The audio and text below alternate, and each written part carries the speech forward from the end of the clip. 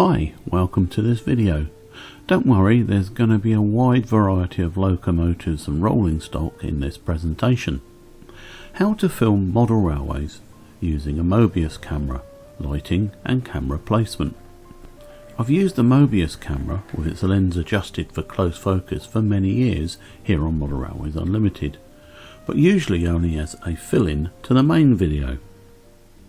This time I've set the focus from 7 to around 40 centimeters. Usually I have it closer, but the distant range is then bad. Now I hope things look a little better.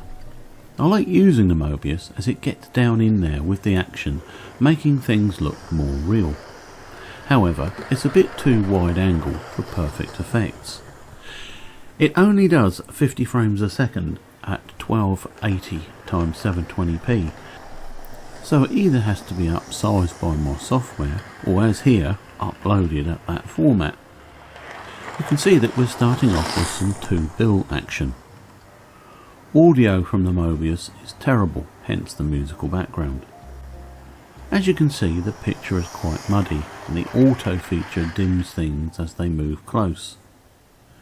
There were some disasters as I changed the white balance using red, green and blue settings in the Mobius software. Here a strong yellow cast, but quite good clarity.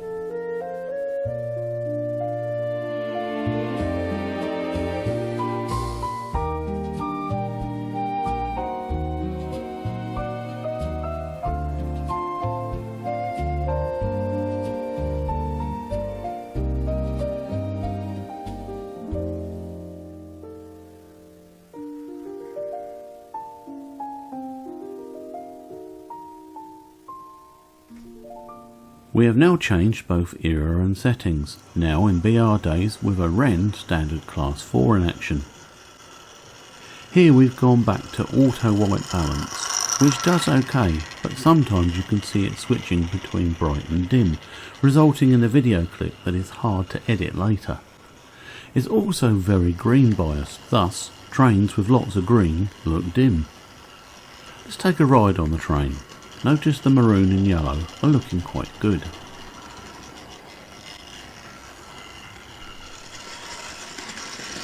Don't think I'll use this wagon push idea again, but you can see what I was trying to do. Now these passes is an example of auto white balance not doing well. It's an acceptable clip, but the colours are very weak. Have to say, it is a real pleasure running this Wrenn loco.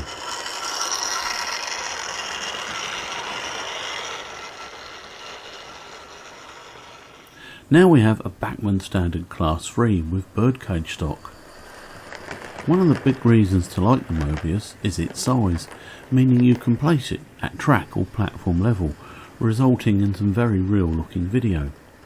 It could do with being less wide angle, but as you can see here, it does make things look interesting.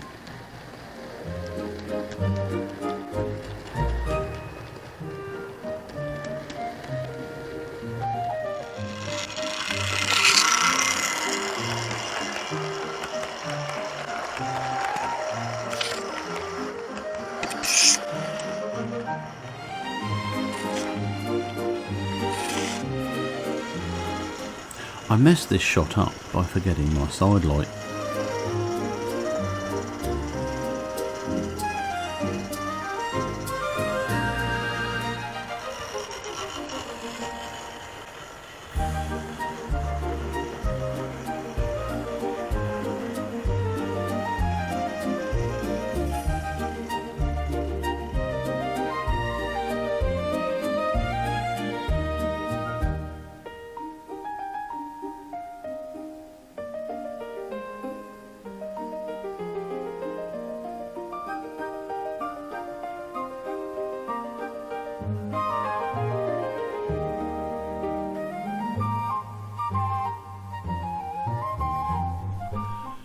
Two identical clips now, but in the second one I remember my side light. What a difference, eh?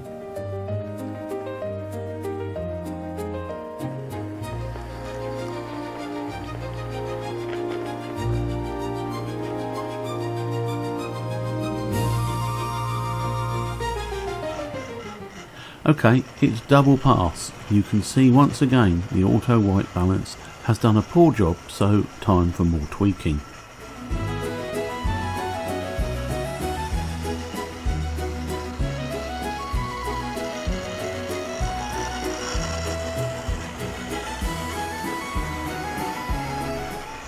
And once again a succession of failures.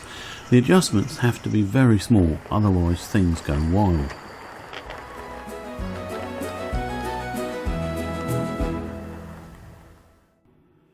These are the settings I'm changing. Those you can see here represent nearly the best I could do. Another era changed now, and we have the lovely Great Western steam rail motor.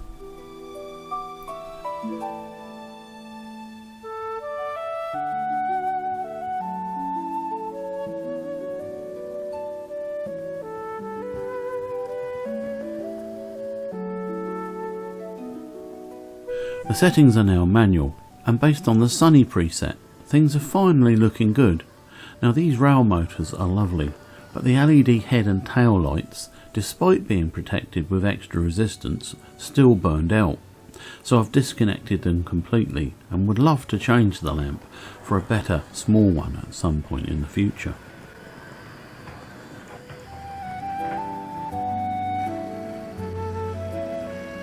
A lovely Oxford rail Dean Goods joins in the fun now with a carefully selected colourful train.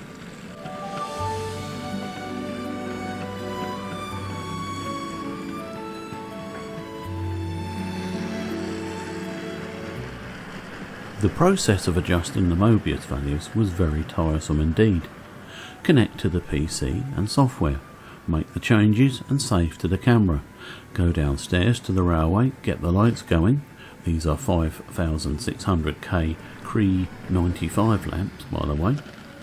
Then film a few seconds, then back up the stairs to check the results, and make more changes, then repeat. Over the 2 days this took me to film, I must have made 60 or more trips on the stairs.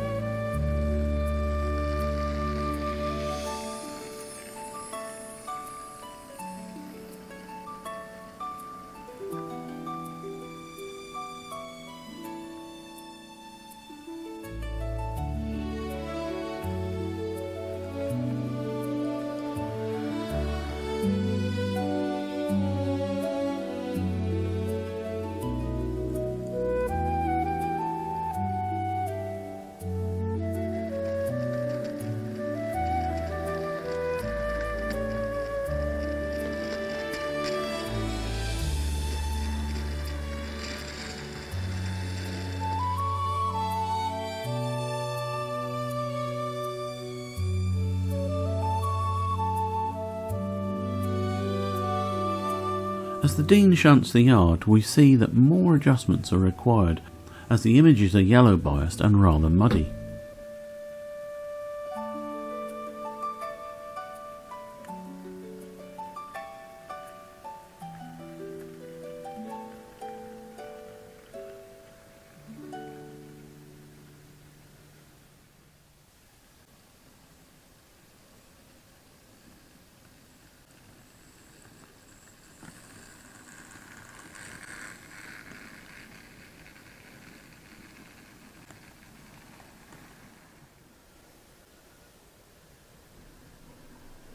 At this point I increase the contrast by 1, decrease the sharpness by 1 and increase exposure by 5. We can see that the brightness and contrast are good, but really we're seeing too much yellow cast.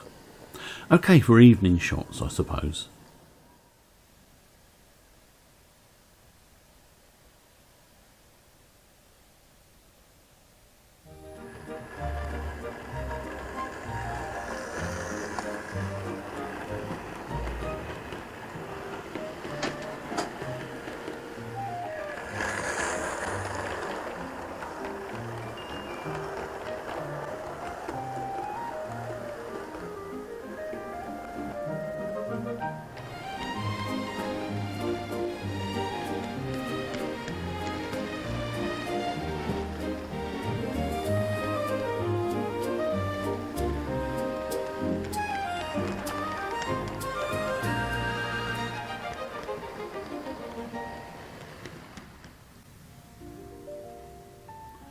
For this final section, we return to the southern 2 bill units for comparison with the start of the film. At this point I'm pretty happy with how things are looking, but I can see there is now a slight over-red gain and room for more brightness. The final adjustments are therefore at hand.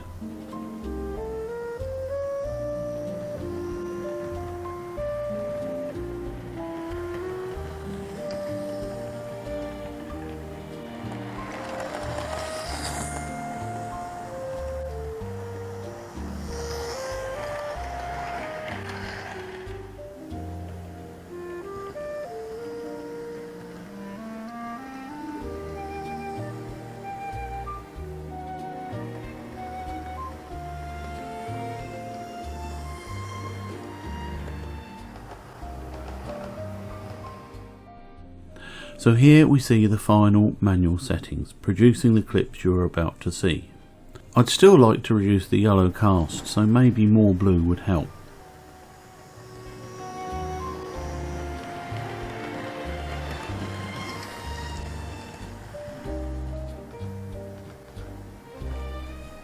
As you can see, the buffer beam on the Dean is no longer burning out, and the green on the bills looks clean and not muddy at all.